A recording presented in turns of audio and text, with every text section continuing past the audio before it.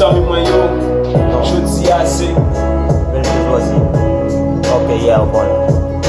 tout zami mwen yo, jodi a se kan jouliye pou m deklare nou ki les mwen yo, ki anpil moun kap kade m nan la rue, yo kompare m tankou, même ça ki mwen paye yo, jodi a m wè pou m deklare ki les mwen ki anpil moun ki gade, yo kritike m sa yo pa kont sa kan dan tèt mwen, yo kritike m de do, so pa kont sa devan, dem paret sou kote, yo mette m a gauche, et pourtant c'est moi connais qui laisse mwen lem à droite, lem à gauche, lem devant, lem derrière, yo, pa vi mette m pa mi moun sa ki pa vò mwen, pa kompare m avèk l'autre ki pa men vò mwen, c'est moi connais qui laisse mwen, servo m se l'autre sauve, kote m rive m fè l'autre, yo senti sentiment mwen, et de kote m pa mi lan yo mande m sa l'passe, yo di me sa l'passe pa bouche, pa pou sante, yo di pat fwadra, mais pourtant, c'est moi même qui kon valè mwen,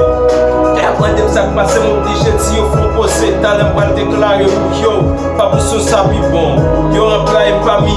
lè bon, mais pourtant, m oblige rete, ta kou jambon, ki so a pale de kon sa, ti gason, talem pa fò di manje, yon ti bonbon, yo, se pou te sa yo di, se yon bon, met yon lot bon avel pou fè, bonbon, lè n'employe de bon, nou oblige reporter, nou vin fè senti jambon, au bonbon, yo, ma fò senti ti gason.